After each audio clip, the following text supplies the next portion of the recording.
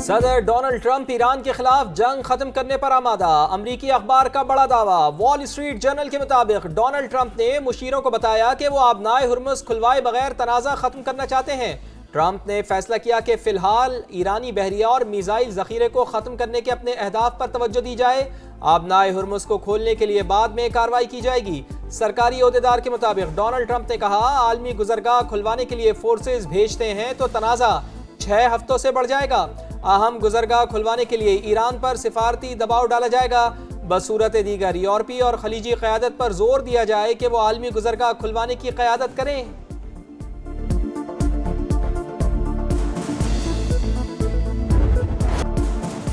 جنگ کے خاتمے کا کوئی بھی فیصلہ ہماری شرائط پر ہوگا، لڑائی تمام حالات کو مد نظر رکھ کر ختم کی جائے گی۔ ایران کا 2 ٹوک اعلان، صدر کا عوام کی عزت اور مفادات کا ہر قیمت پر تحفظ کرنے کا عزم۔ امریکہ کے ساتھ کوئی براہ راست مذاکرات نہیں ہو رہے، صرف سازشوں کے ذریعے پیغام رسائی ہوتی ہے۔ ترجمان وزارت خارجہ کی وضاحت، نیوی کمانڈر علی رضا کی شہادت کی تصدیق کر دی، مقامی اور غیر ملکی صحافیوں کو آبنائے ہرمز کا دورہ کرا دیا۔ Talks are continuing and going well. President Trump issued a 10-day pause to postpone planned strikes on Iranian power plants and energy infrastructure. This remains a truly once-in-a-generation opportunity for the regime to make a good deal with the United States. Iran کے ساتھ مذاکرات جاری ہیں، صدر Donald Trump 6 April سے قبل deal چاہتے ہیں۔ ترجمان وائٹ ہاؤس کا دعویٰ، کہا ایران نے کچھ تجاویز پر اتفاق کیا ہے، 4 سے 6 ہفتوں کی ڈیڈ لائن برقرار ہے۔ واضح کیا کہ صدر ٹرمپ چاہتے ہیں کہ عرب ممالک جنگ کے اخراجات میں اپنا حصہ ڈالیں۔ ایران کے پاس امریکہ یا اتحادیوں کو دھمکی دینے کی صلاحیت نہیں۔ آبنائے ہرمز پر ایران کی حاکمیت ناقابل قبول، عسکری کارروائیاں ختم ہونے کے بعد اقدامات کیے جائیں گے، امریکہ کا اعلان۔ وزیر خارجہ مارکو روبیو کہتے ہیں، ایران نیوکلیئر ہتھیار حاصل کر کے دنیا کو دھمکانا اور بلیک میل کرنا چاہتا ہے، اس کی اجازت نہیں دی جائے گی۔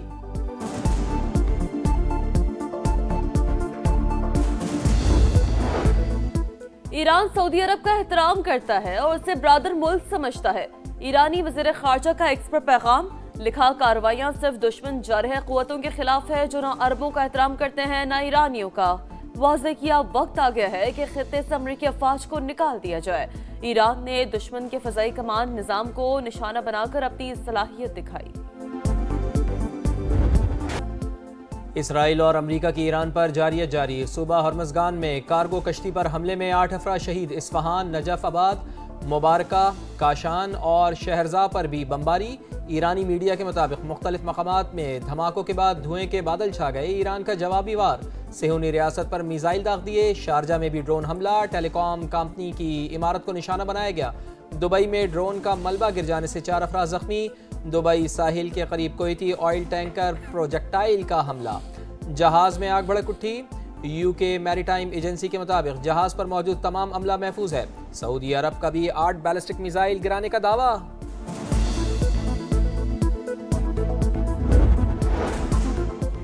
یہ جنگ ہماری نہیں، ہم اس میں نہیں الجھیں گے، برطانوی وزیر اعظم کا 2 ٹوک اعلان، واضح کیا کہ برطانیہ دفاعی اقدامات جاری رکھے گا اور آبنائے ہرمز کھولنے کے لیے اقدامات کرتا رہے گا۔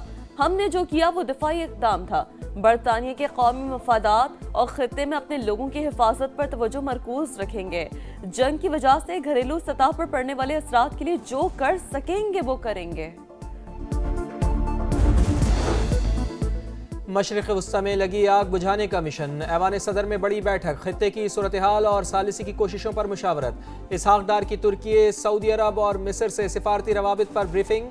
اسحاق ڈار آج چین کے دورے پر روانہ ہو جائیں گے، چینی قیادت سے خطے کی صورتحال پر تبادلہ خیال ہوگا۔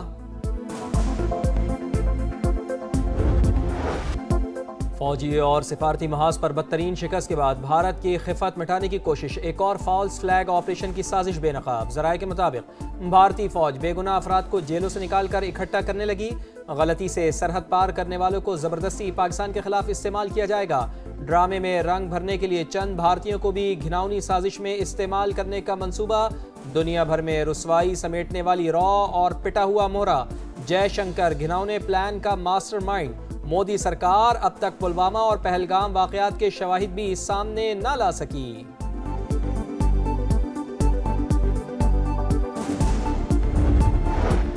جدہ میں سعودی عرب، قطر اور اردن کی بڑی بیٹھک ایران کے حملے خطے کے ممالک کے لیے خطرناک قرار دے دی ہے۔ سہ فریقی اجلاس میں سعودی ولی عہد، امیر قطر اور اردن کے بادشاہ کی شرکت، علاقائی صورتحال اور خطے میں بڑھتی کشیدگی پر تبادلہ خیال، توانائی سپلائی اور بین الاقوامی نقل و حمل کی آزادی کو لاحق خطرات پر بات چیت۔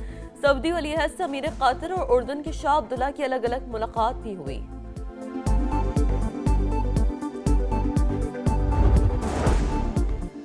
پاکستان کا ثالثی کا کردار جاری، مذاکرات کی کامیابی کے لیے فریقین کو فیصلے کرنا ہوں گے۔ امریکہ میں پاکستانی سفیر کی گفتگو، رضوان سعید شیخ نے کہا پاکستان کی حالیہ پیشکش نیک نیتی پر مبنی ہے، دیگر علاقائی ممالک بھی شامل ہو سکتے ہیں۔ واضح کیا کہ پاکستان خطے کے وسیع تر مفاد میں معاملات کو آگے بڑھانے کا خواہاں ہے۔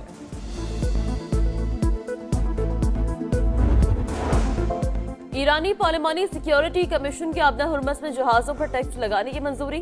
ایرانی میڈیا کے مطابق بل کے تحت تیل بردار جہازوں پر ممکنہ فیس $20 لاکھ ہو سکتی ہے۔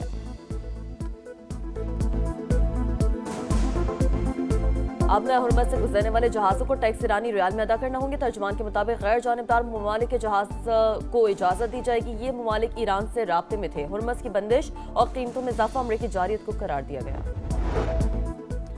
مشرق وسطی میں بھڑکتے شعلے، عالمی مارکیٹ میں خام تیل کی قیمتوں میں استحکام نہ آ سکا۔ امریکی خام تیل 3.4% بڑھ کر $106 فی بیرل، برینٹ کروڈ $112 فی بیرل ہو گیا۔ اسرائیل کا فلسطینیوں کے خلاف ایک اور ظالمانہ اور غیر قانونی اقدام، صہیونی پارلیمنٹ نے فلسطینیوں کے لیے سزائے موت کی منظوری دے دی۔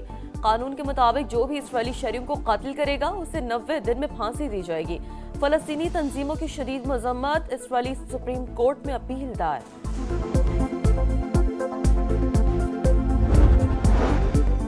مسلم ممالک کی مسجد اقصی میں مسلمانوں کو عبادت سے روکنے کی شدید مذمت، پاکستان، سعودی عرب اور ترکیے سمیت 8 ممالک کا مشترکہ بیان جاری۔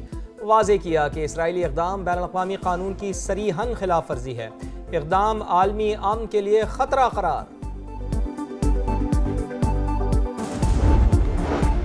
خطے کی صورتحال، مولانا فضل الرحمان کا ایوان کو اعتماد میں لینے اور ان کیمرہ اجلاس بلانے کا مطالبہ۔ مذاکرات کے حوالے سے پاکستان کی میزبانی کو اعزاز قرار دے دیا۔ کہا پاکستان خطے میں مثبت کردار ادا کر رہا ہے، پیچیدہ صورتحال اور فیصلوں سے متعلق پارلیمنٹ کو اعتماد میں لینا چاہیے، اسلامی بلاک بننا چاہیے، مسلم ممالک کو سیاسی، تجارتی، دفاعی معاہدہ کرنا چاہیے۔ کراچی سرجانی ٹاؤن میں ایک شخص کی لاش ملی ہے۔ پولیس کے مطابق 40 سال کے سیف اللہ کو سر میں گولی مار کر قتل کیا گیا۔ ملیر میں بھی فائرنگ سے ایک شخص جان سے گیا، تحقیقات جاری۔ سوشل میڈیا پر متنازع پوسٹ نسیم شاہ کو بھاری پڑ گئی۔ پی سی بی نے قصوروار قرار دے دیا، 2 کروڑ روپے جرمانہ عائد۔ فاسٹ بولر کے سوشل میڈیا ایڈوائزر پر پابندی، آئندہ کسی کھلاڑی کے لیے خدمات انجام نہیں دے سکیں گے۔ نسیم شاہ کہتے ہیں بیان میرے خیالات کی عکاسی نہیں کرتا، پوسٹ مینجمنٹ ٹیم کی جانب سے کی گئی ہے، پلیٹ فارم کے غلط استعمال پر معذرت چاہتا ہوں۔ خرزمان پر پابندی کی تلوار، اوپننگ بیٹر کی میچ ریفری کے سامنے ایک اور پیشی، روشن ماہنامہ کے مزید سوالات، سماعت مکمل، فیصلہ جلد متوقع۔ فخر زمان پر پی ایس ایل میچ کے دوران بال ٹیمپرنگ کا الزام ہے۔ اور ایک روز آرام کے بعد پی ایس ایل کا ایکشن آج سے پھر شروع۔ پشاور زلمی اسلام آباد یونائیٹڈ کی ٹیمیں شام 7 بجے آمنے سامنے ہوں گی۔